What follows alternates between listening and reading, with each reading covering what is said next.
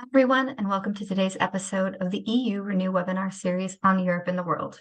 I'm Carrie Otterburn of the Leuven Center for Global Governance Studies, and I will be your host and moderator. Today, we are joined by Professor Jean-Philippe Thérien and Professor Vincent Pouliot, who will be discussing their new book, Global Policymaking, the Patchwork of Global Governance, which was published this year by Cambridge University Press. Jean-Philippe is director of the Center of International Peace and Security Studies of the University of Montreal and McGill University. He specializes in international institutions, North-South relations, and inter-American relations, and his research focuses on foreign aid policies, the role of international organizations in development, and the recent evolution of inter-American cooperation. Vincent Pouliot is James McGill Professor in the Department of Political Science at McGill University. His research focuses on the study of global governance, and specifically on the politics of multilateral diplomacy, changing and hybrid practices, and global history. Also joining us today as expert discussant is Professor Simona Kustec. Simona is a full professor and researcher at the Faculty of Management at University of Primorska. Her research interests include public policy and policy analysis, management and governance studies, human rights policies, and the user role of education and science. In addition to her academic profile, she has also had a public career.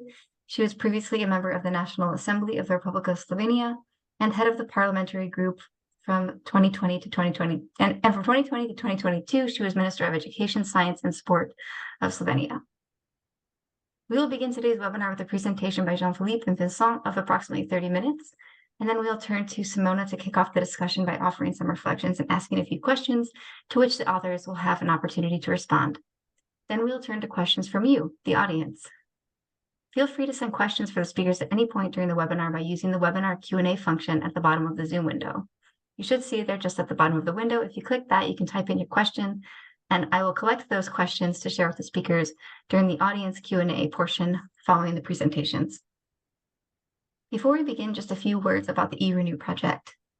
The EU Research and Education Network on Europe and the World, or EU Renew, is an Erasmus Jean Monnet network bringing together 19 higher education institutions from Europe, Asia, Africa, and the Americas, with the goal of improving knowledge and enhancing debate on the EU's role in an ever-changing world. On behalf of EU Renew, I would like to thank Jean-Philippe, Vincent, and Simona for joining us today. And now it is my great pleasure to pass the floor over to Vincent.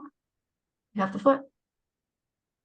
Thank you so much, and thanks for the invitation, of course, and organizing both Axel and Carrie, and of course, special thanks to our discussant Simona for sharing her insights on our research with us. Jean-Philippe and I are absolutely delighted to engage with the Leuven audience, at a distance. Hopefully we'll have another chance in the future to also engage in person, but it's really our pleasure to be here today.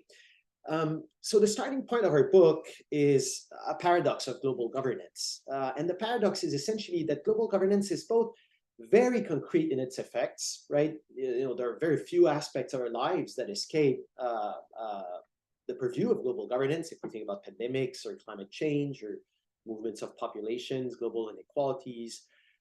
So there's both this very concreteness of global governance, but in the process of global governance, right, how it works is actually quite elusive, right?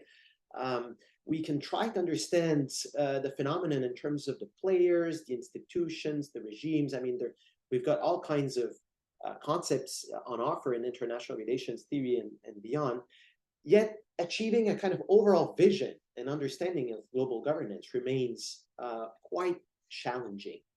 And so to deal with that evanescence, Jean-Philippe and I, in the book, we decided to ask what we think is a surprisingly simple question. How does global governance actually work on the action floor of politics? And the thesis that we advance in the book, to put it as simply as I can, is essentially that the best way to understand global governance is to see it as a process of global policy making.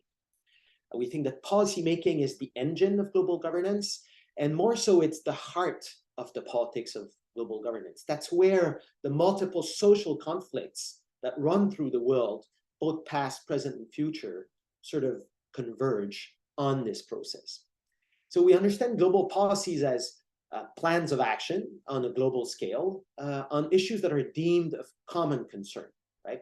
So there are kind of three sort of criteria that we use or that we propose in the book to assist in identifying global policies. The first one is that their sphere of applicability should extend to a significant part of the world, right? The second one is that global policies are expressed in terms of collective interests, right? So this can be done by governments, of course, but we also think that private players, private actors, quite oftentimes as well, pursue global policies as long as they define it in terms of common concerns. And the third sort of criterion that we use is that a policy is a program of action, right? So it's designed to promote certain political ideas. It doesn't have to be necessarily fully implemented, right? There is value in studying unfinished policymaking as well, but it's a program of action. It's something that is concrete and in practice. So the book seeks to understand how this process of expanding global policymaking actually works. And we sort of locate our approach in terms of conventional wisdom or established theories by pushing back on what we think is a dominant theme in the literature that portrays sort of global governance as a long march towards a kind of a Pareto optimizing or a functional response, if you wish, to the new needs of our time, right? And so the more global the problems, then of course, the more global the solutions.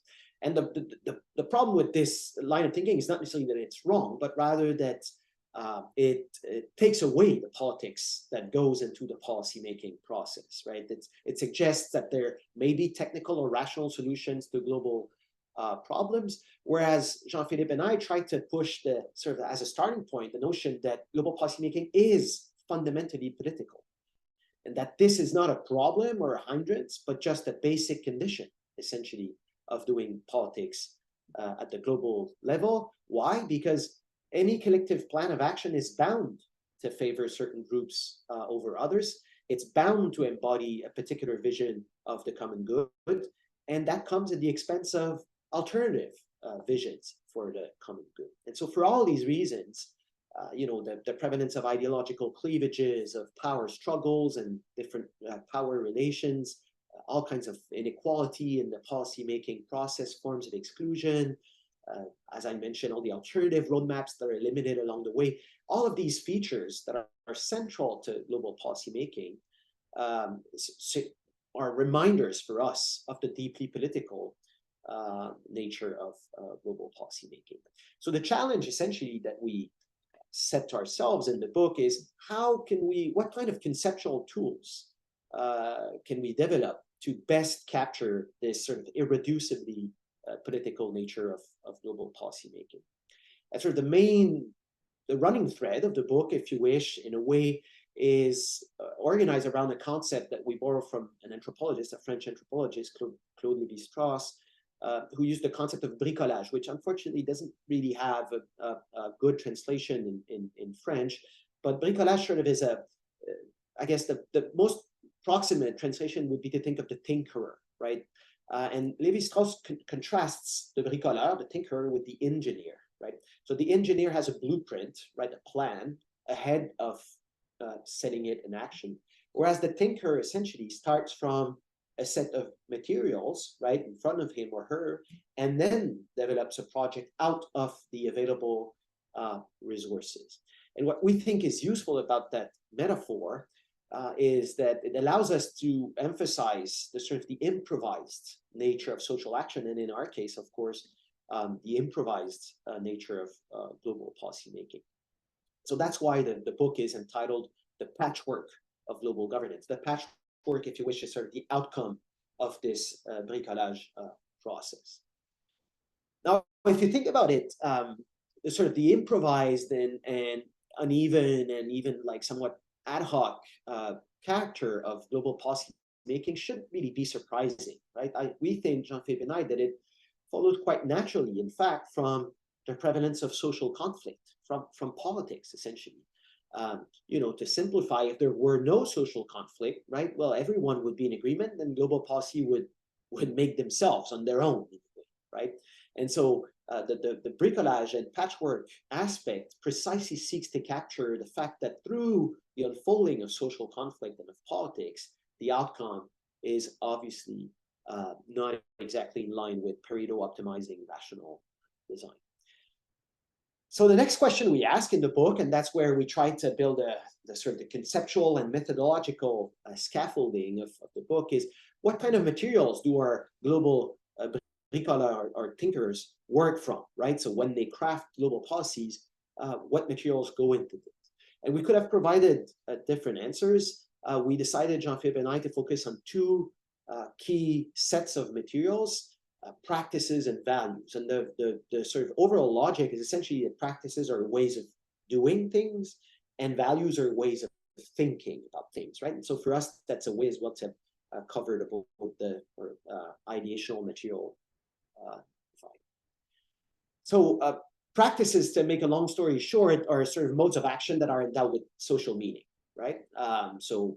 In global governance, you can imagine this goes from treaty making to diplomacy.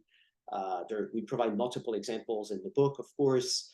Can go to more minute things like, organizing a cocktail party at a delegation or a group of friends at the United Nations. There are all kinds of practices, and we're going to provide way more examples, especially in the second part with Jean-Philippe. Now, let me just focus on the more theoretical point here, which is why do we need to deal with practices? And Jean-Philippe and I sort of emphasize three main reasons. The first reason is that the formal rules of global governance, on the whole, are most of the time incomplete, right? So, they provide a broad framework, but not an actual guidebook for implementation. Some rules sometimes even contradict each other.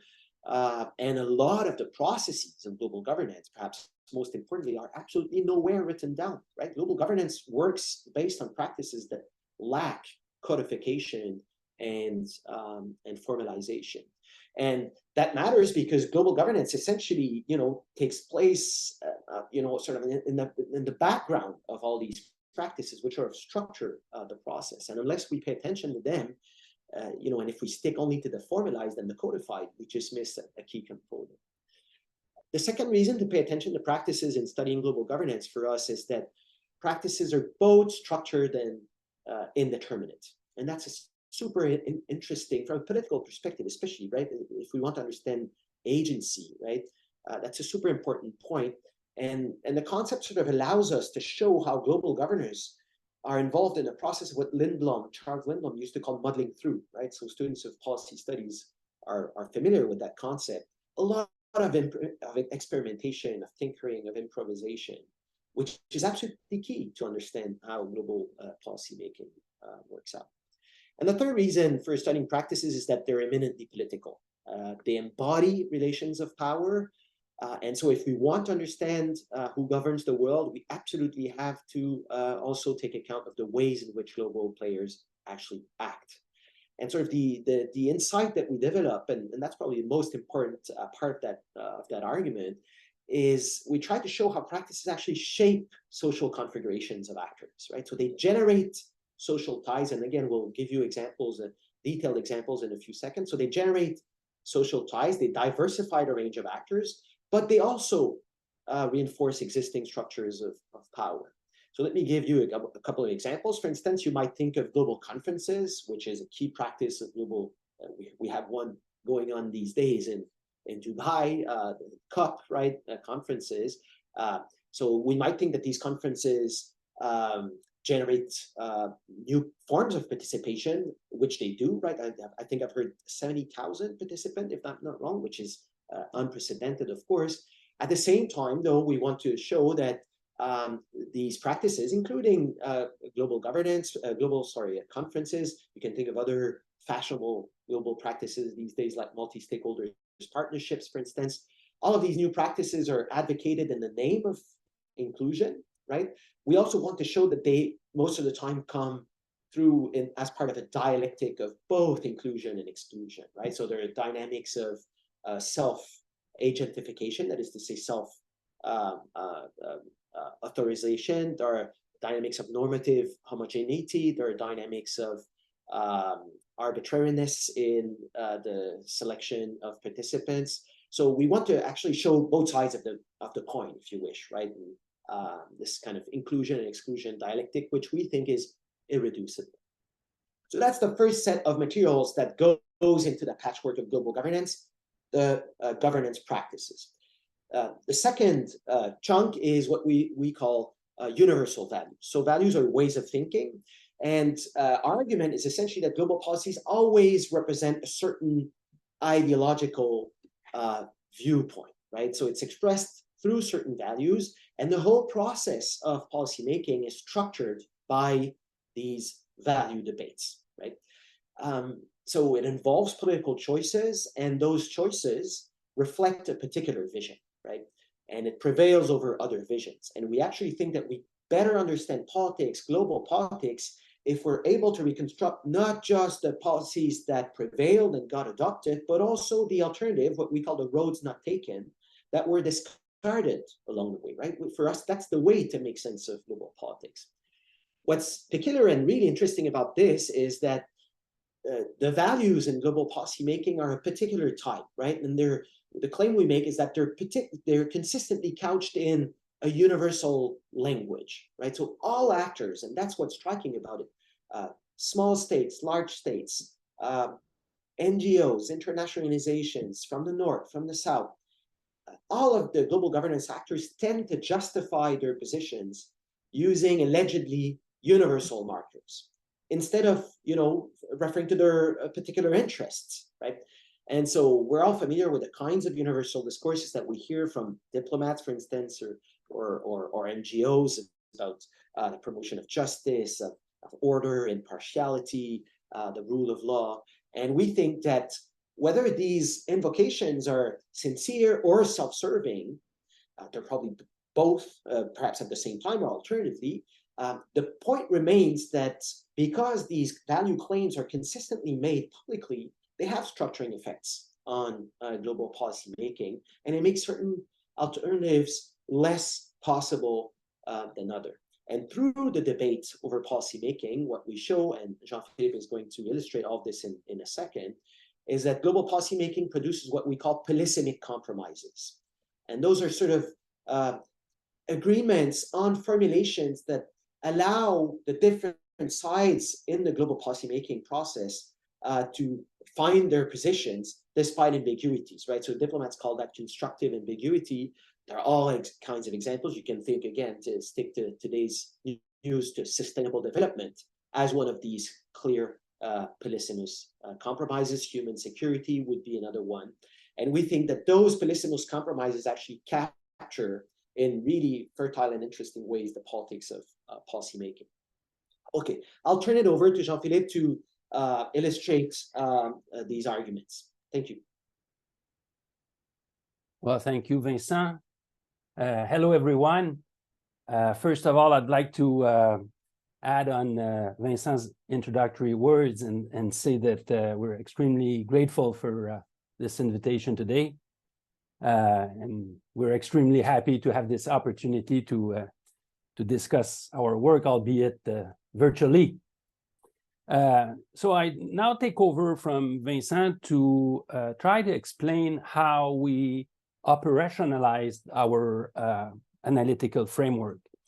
You have to know that the book has 3 empirical chapters that look at 3 United Nations policies, and these are the creation of the Human Rights Council, the protection of civilians in peace operations, and the adoption of the Sustainable Development Goals, the so-called SDGs. And today, Vincent and I have decided to focus on only one of these 3 policies, and we've decided to talk about the SDGs basically because we think that among our cases, it's the one that is best known.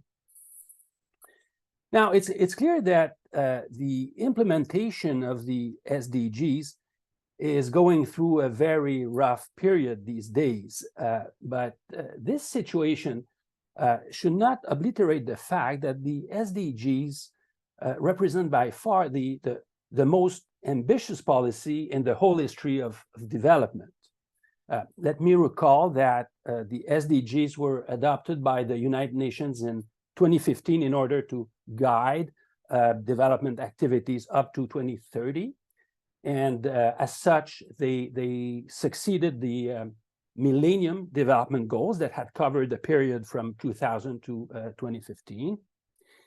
And then it's important to stress that the SDGs offer a development roadmap that is extremely detailed.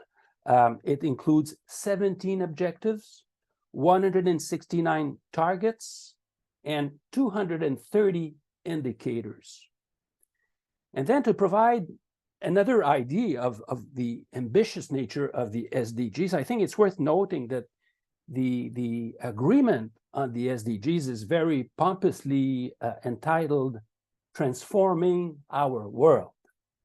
So here, what I want to show is that the adoption of the SDGs was the outcome of a bricolage of practices and values, and also that the notion of bricolage that was exposed by Vincent helps to understand the politics behind the making of the SDGs. So now, in order to clarify what happened exactly, I will now lay out the practices and the value debates which have led to the SDGs. So to start with practices, I think it's important to recall a couple of the key benefits of the concept. First, the notion of practice makes it possible to account for formal as well as informal types of action. And second, the notion of practice also makes it possible to identify patterns of inclusion as well as patterns of exclusion. This second point is especially important given that the SDG process has often been described as the most participatory process in the history of multilateralism. There are 6 practices that were particularly significant in the making of the SDGs. And these practices are summarized in a table that perhaps Carrie can show now. Excellent, thank you, Carrie. So in this table, column on the left identify generic political practices. The column in the middle provides an illustration of the practice in the making of the SDGs. And then the column on the right summarizes the political effect of the practice. So let me say a few words on a couple of these practices. Well, a first practice was the holding of high-level meetings. And on this, it's important to recall that the SDGs were adopted during a summit meeting that was attended by 136 chiefs of state. And that summit, of course, formally underscored the fact that the agreement about the SDGs was basically an intergovernmental agreement. Clearly, the holding of the 2015 summit strengthened the legitimacy of the SDGs, and yet most people would agree to say that by very definition, a meeting of heads of state is a practice that is fairly exclusive. Now, another key practice in the making of the SDGs was the holding of public hearings. And here, well, you have to know that one of the main actors in the making of the SDGs was the United Nations Development Group, the UNDG. And a key mandate of the UNDG was to organize public meetings in close to 100 countries. And the goal of this whole operation, of course, was to collect local views, above all, from civil society organizations. Now, it's hard to evaluate the final impact of these national forum, but it is a practice that certainly made it possible to bring a more democratic touch into the SDG process. And then the last practice that I will mention here. And the most important was goal setting. In our analysis, goal setting is the practice that is a practice that we identify as anchoring practice in the making of the SDGs. And what that means is that goal setting was a kind of a cross-cutting practice that permeated all other practices. In other words, all along the making of the SDGs, the guiding thread was the need to come up with a program of action with precise objectives and with a precise time frame. Goal setting was particularly influential in the open working group that formulated the 17 SDGs back in 2014. And it later became absolutely decisive in the work of the group of experts, which established the 230 indicators of the SDGs. And finally, it should be said that in political terms, goal setting had a major impact, essentially because it gave an enormous power to a small group of statisticians and economists. Now, turning to values, let's say that our analysis of the value debates involved in the making of the SDGs followed the collecting of a wide range of viewpoints that were expressed during the negotiation process. And these viewpoints were classified both as a response to three normative questions that were: what is the problem? What is the solution? What are the ends of the policy, and by what means? As well as the expression of either a value cleavage or a polysemous compromise. And this system of classification helped us produce a table that Carrie can show us now. Thank you so much, Carrie. So here in this table, the column on the left refers to our three basic questions: what's the problem, what are the ends, by what means.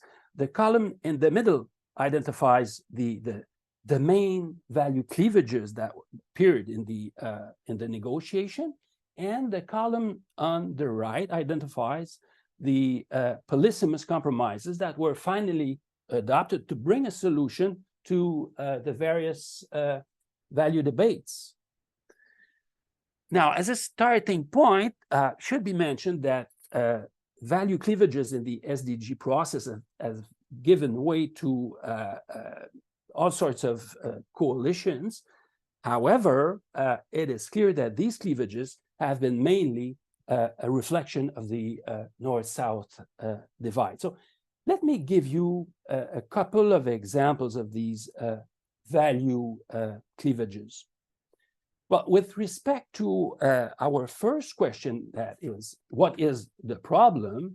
Well, the whole SDG negotiation was marked by a conflict between the developing countries that portrayed poverty as a structural issue and the developed countries that portrayed poverty as an individual issue.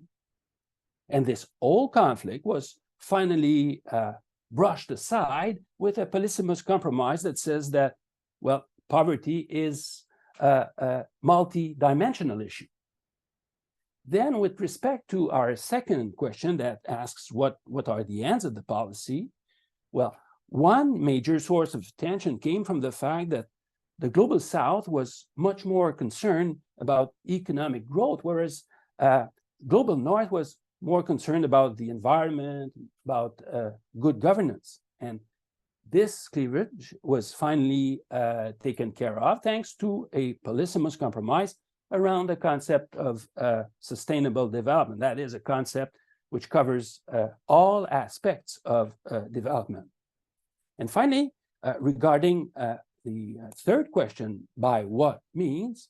Well, a central theme of discussion opposed those who spoke in terms of international solidarity and those who spoke in terms of national responsibility.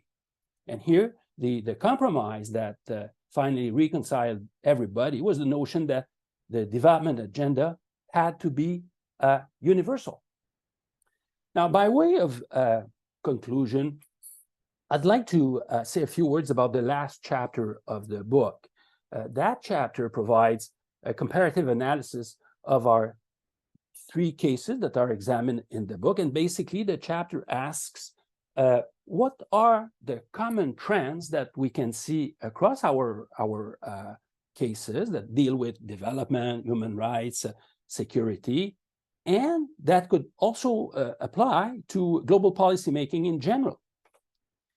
And of course, our answer to this question could be no more than exploratory. But Vincent and I thought that in as much as global policymaking is something that deserves to be theorized, well, then the generalization that we had in mind made sense. So the book identifies 10 trends that characterize global policies. And to be sure, 10 is a figure that is totally arbitrary. And then it is also clear that these 10 trends do not have the same political meaning. Yet, we argue that most of the trends that we identify can be observed in most global policies. And most importantly, we also argue that our 10 trends can be observed both at the level of practices and at the level of values. Here I'll mention a few of these trends and make a quick connection with the SDG. So, Carrie, perhaps you can show the last slide, the 3rd slide. Thank you. Well, first, general trend, which is no surprise, is the centrality of sovereignty. In the SDGs, well, this was illustrated by the fact that the launching as well as the adoption of Agenda 2030 were decided by national governments. A second trend is the targeting of individuals, and this trend materialized in the SDG through SDG 1 that seeks to eradicate extreme poverty. Another trend is the growing use of experts. And in the SDGs,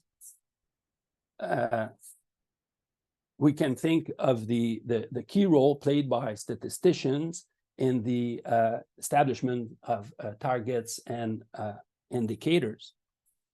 And perhaps the last trend that I will mention is the resilience of the North-South cleavage. And in the SDG process, that trend was most obvious in the diverging views about poverty and inequality. So and once again, the trends that I just mentioned do not have the same political importance. And for sure, sovereignty weighs much more than the targeting of individuals. And another element that is equally important is that our trends do not share the same history. Some of them are old, others are fairly recent. And this last point suggests that, well, the making of global policies is an evolving social process. And of course, it's not possible to determine the direction that this evolution will take in the future. Yet, one prediction that we can make is that the evolution of global policies will be a form of bricolage, and that this bricolage will largely be the outcome of the major trends that we identify in the book. Thank you.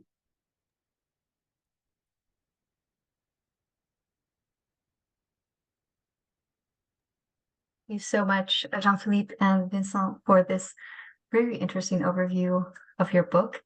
I would like to remind the audience before we move on to Simona that you can send your questions through the Q&A function at the bottom of the Zoom window. And now I'll turn over to Simona. You can take the floor. Take it away. Thank you very much. First of all, kind and good afternoon also here from Slovenia, from snowy Slovenia.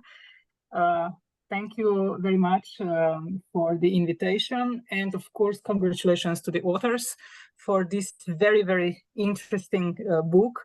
It was really a pleasure to read it. In a way, it was, and it is written in such a clear theoretical academic language, but at the same time, full with the so-called muddled issues that you are addressing. Yes, speaking from what you are emphasizing from the political sciences and policy, public policy theoretical point of view, it looks like in a way that you are kind of driving us back to the essentials of the sciences. In political sciences, when you are addressing the topics of power, when you are addressing the strength of political ideologies on one side, and on the other side, when you are addressing these very fundamental questions and also calls to be aware of the elementary importance of knowing why we need to speak about public relevant problems, why we need to address the importance of setting the policy goals so that we do understand the types of policy measures and so on. So it was really kind of a kind of a response and call, a reminder for all of us. Okay, it looks like that we need to go back to the fundamentals to understand the complexity, and also, as you are saying, the muddling atmosphere of the current problems that also political science and policy science need to say something about it. And in this respect, further on, I was also kind of getting reflections, reading your book about the need to say even more about the fundamentals of policy changes, of advocacy coalition theories, of the theories regarding policy transfers, policy learning. What is happening in current days with this kind of global topics from the perspective of these theories and these concepts? But above all, I really adore your approach of reminding us about Theodore Lois and his, I think it was late 70s reflection of the role that policies have on politics and not the opposite. And in this sense, actually, I was at the same time also very kind of it amused me in a way how you kind of frankly show that it's not that easy. So you started in the beginning with this expectation, okay, we will show you how policies create politics. But at the end, in the concluding chapter, you are kind of speaking much more about the power and the importance of political ideologies than, like in the beginning. So maybe this is one of the first questions for you. So were you surprised with this fact regarding the fact that we are supposed now to speak because of the universality of the problems and so on around the world? Like in this sense of global political approach and universal measures and responses to in this sense or not. So this is the first thing. The other thing that I was also kind of in a way showed this duality that you are addressing through the whole book. Would you say that you are speaking about the paradoxes of global policymaking, Or maybe you are just describing the images of the contemporary period that we are living in and that we need to address with this kind of approaches that you are discovering. Obviously, kind of also the responses through the policy world. And the third thing, which is, at least for me personally, the most complicated, and it's so greatly actually referred to your fascinating reference to the management of emperors message. You are saying, okay, in the beginning, like from the end of the First World War on, we had the management of emperors. In that time, these were kind of at the beginning structures of international organizations and so on and so forth. And the goal after the First World War, and especially after the Second World War in this regard, was very clear: peace and prosperity. What about today? Who are actually really the emperors who are managing the policies on the global level today? And are their aims really the same as they were 100 years before that? And further on, are there any really new, powerful policy players entering the scene right now? Here, I am referring, first of all, to the role of the media. Are they actually, because of the fact that we are living in a kind of a social web world right now, allowing us that we can globally communicate with whomever we want to. Is this changing something also from this perspective of the power of the policy actors and their role inside the contents of the policy problems, and of course, especially through the policy processes that are then going on? What are really the most important global problems right now, to whom also kind of the emperor managers are expected to have a say right now? Is this really the question of kind of environment topics and so on and so forth, or is maybe something else, but it's a bit of hidden with how to say, like very deliberately hidden? And here I'm speaking about the power and the misuse as well of the artificial intelligence, and how the artificial intelligence actually can have an important and decisive role and input inside the global policymaking, if we are actually really speaking about the global policymaking, while at the same time and at the end of the day, what are, from this perspective of the formation of the international organizations, what is different today compared to 100 years ago? We still have very powerful wars right now going on around the world. And are here the international organizations really the ones that are effectively and efficiently intervening into these problems? So a lot of everything. And I really just wonder, what do you think, how can the findings of your case study analysis help us understand, in comparison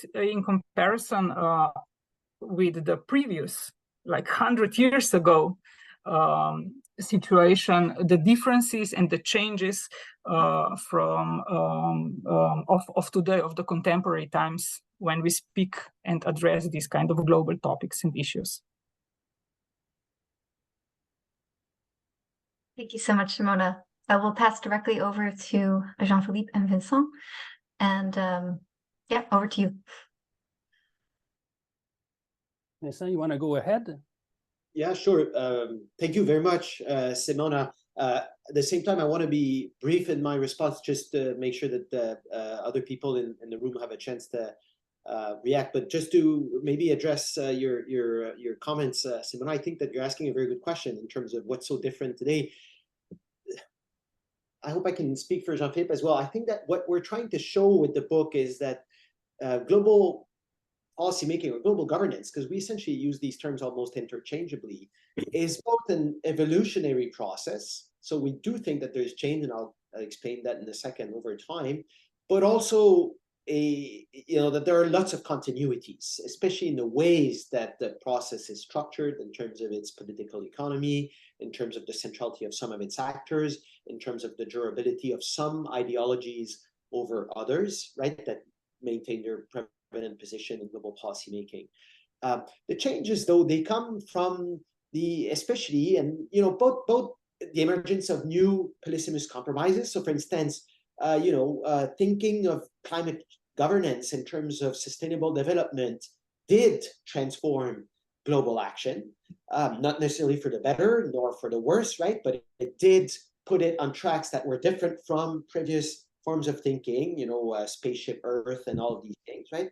So that's one thing. And then also the emergence of new practices, which do evolve across time. There are certain ways of doing global governance from 1923, let's say 100 years ago, that have vanished from sight. And then there are new ways of doing things that were innovated. And Jean-Philippe gave the example of a world survey, right? Which if people had mentioned that 25 years ago, yes, the next time the United Nations does a public policy, we should run an online survey with everybody around the world can enter the response.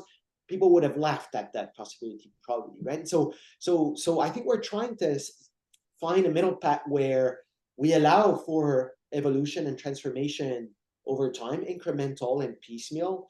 But you're right that in our view, the value cleavages that we described are constant across time. The dialectic of inclusion and exclusion that come with practices is also fairly constant. So is the sort of bricolage process that we think describes policymaking across time.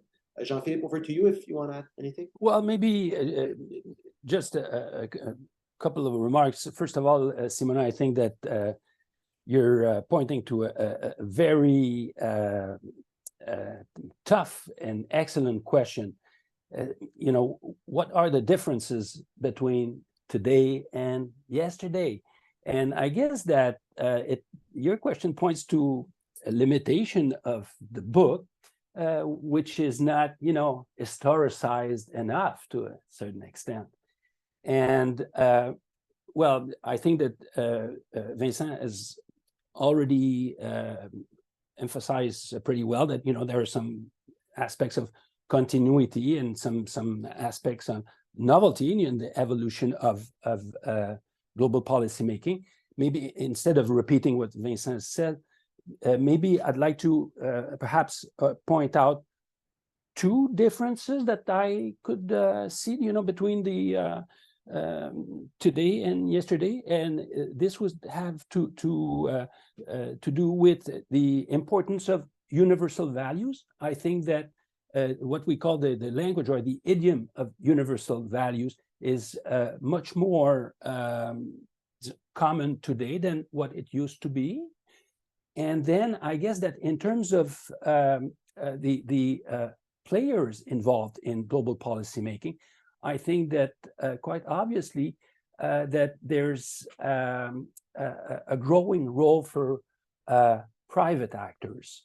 Vincent has done some work on the consulting firms, for example, and I think that this is, for example, a group of players that were totally invisible, let's say a few decades ago, and that are changing the rules of the game to a certain extent. So in short, I think that there's another book to be written on how global policymaking has evolved in the last century. Thank you so much. So now we'll turn to some questions from the audience in the time that we have left.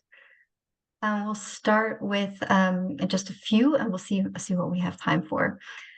So first, did you find any differences in the bricolage process between your different case studies, or does this process seem to work more or less the same way across different issue areas? I know we only looked at one so far. Maybe you can speak to how this process works in some of your other issue areas that you examined. Second, do polysemous compromises ever try to bring together and legitimate fundamentally incompatible values? And if so, what would be the implications for policymaking? Third, you mentioned that in a global governance approach, values are presented as universal. So now in the Sustainable Development Goals, there's little or no reference to the Universal Declaration on Human Rights. Do you have any idea as to why this is missing? Was this on purpose? And how do the Sustainable Development Goals deal with this omission? And finally, a fourth question. In a recent book, I don't know if you're familiar with it, published by Peter Trubowitz and Brian Burgoon, called Geopolitics and Democracy, they show that there is a large and widening gap between Western democracies' international ambitions to govern globally through global governance, and then their domestic political capacity to support these international ambitions. On issues ranging from immigration and international trade to national security, new political parties are rejecting the core foreign policy principles that Western governments have championed over the last half of a century. This has created an environment which is unfavorable to fostering international cooperation and global governance. Do you share this assessment? And if not, why not? And if you do share it, what can be done about it from the perspective of global governance institutions? We will stop there for now and turn over to you. Okay, well, thanks. Those are no small questions. I'll try to maybe deal with the first two, Jean-Philippe, or whatever. Okay, let me take a crack at some of them at least. First question is super interesting, and Jean-Philippe and I asked ourselves for quite a few hours whether bricolage works the same across all cases, right? So the answer we gave in the book, and I think that's the outcome of several years of reflections, is that we can certainly imagine some variation in the overall prevalence of improvisation based on, for instance, how new a challenge is, right? So let's say climate change at the beginning, okay? So which it comes out of the blue. So when we talk about the limits of codification, that's clearly towards one of the pole, right? Where there was essentially no blueprint for action, and more codified cases. At the same time, though, despite this slight variation, we think that actually all global policies are obtained through this process of bricolage. That ultimately, when we did search for many cases, and we actually studied more cases than the three that are in the book, and the same tinkering process, both in terms of polysemous compromises and these inclusionary, exclusionary practices obtained all across all the cases. The second question was about whether the polysemous compromises bring together incompatible values, and then what's the implication for politics, which I think is an absolutely critical question that, again, is central to understanding how the world works and where it's headed, right? Even from a policy relevance perspective. I guess the answer is that it's both yes and no, in the following sense. Definitely, when you think of a polysemous compromise like sustainable development, for instance, you can see that this is trying to square a circle between the environmental concerns of the North and development concerns of the South, and trying to bring them together. And so in that sense, I think we can say that indeed, those compromises try to paper over disagreements. Why? Well, because that's the only way to move forward with such a broad and diverse array of actors, right? So there's something functional about doing it, but there's also something dysfunctional in the sense that it's differing disagreement. And we see it again with over sustainable development. Just think about who belongs to Annex A, what's a developing country? I mean, what's a developed country? Common but differentiated responsibilities. So we can see that the polysemous compromises allow the actors to remain together, right? But it certainly does not suppress politics. And in that sense, I guess you could say that it's a way of differing the politics but it doesn't resolve the conflict. Definitely not. Jean-Philippe, over to you. Maybe if you want to. Yeah, maybe to pick on this last point, I'd say that the role of the polysemous compromises is, I think, a way of saying that we will agree to disagree, in the sense that I think that most of the time, or very often, the universal values, that there are incompatible universal values that are put forward by different global policymakers, and that the function of the polysemous compromise is precisely to sort of paper over these ideological conflicts, to say that, well, we will continue the discussion on something,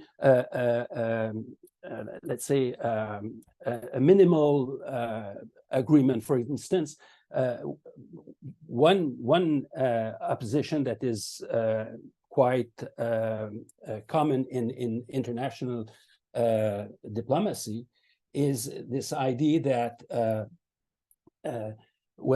that you have some countries that will argue that global governance should be more efficient, whereas others would say that no, the importance would be to have a more democratic form of global governance.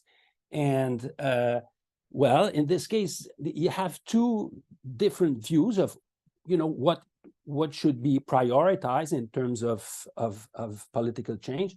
And well, the general agreement that serves to paper over this opposition is that, well, we should maintain international cooperation, and the rule of law should be strengthened. So again, I think that there are incompatible values that are expressed in global policymaking, and that the polysemous compromise is as the role of the polysemous compromise is precisely to brush aside, to again say that we will agree to disagree and move on with something else.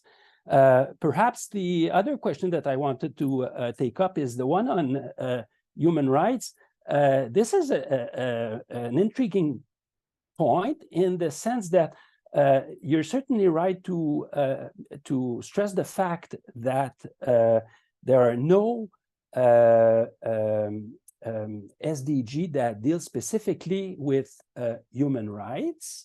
I'd be curious, though, to go back to the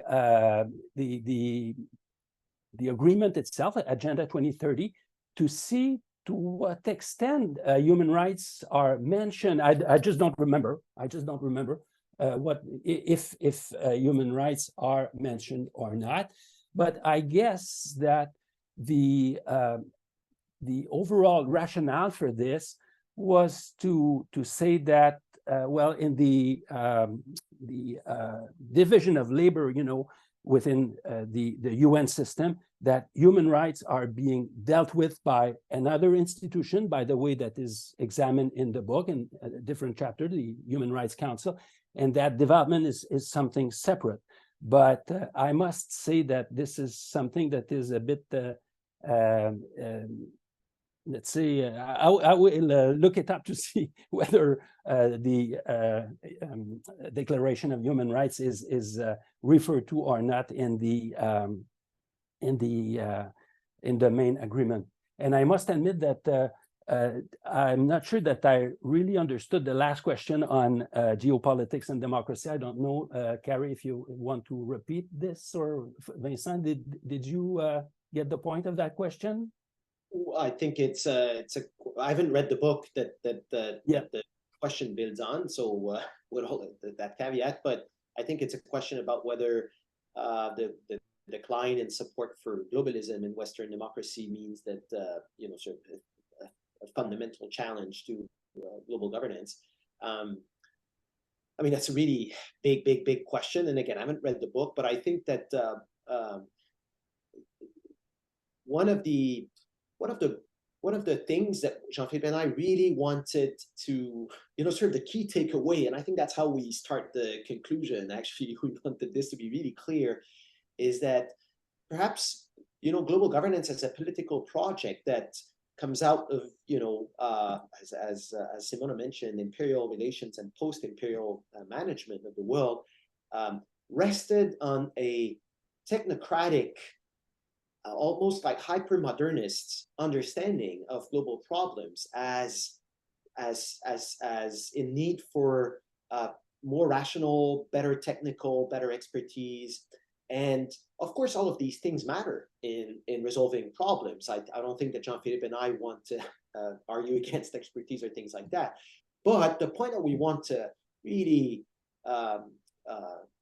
put out there is that there was never a time in which something as political as global governance would be able to work based on that kind of logic, right? That, in a way, the 1990s illustrate the best, right? With promises of ever more inclusive practices of global governance. Well, when you, and the WTO is the best example of that. Well, you universalize the WTO. What happens?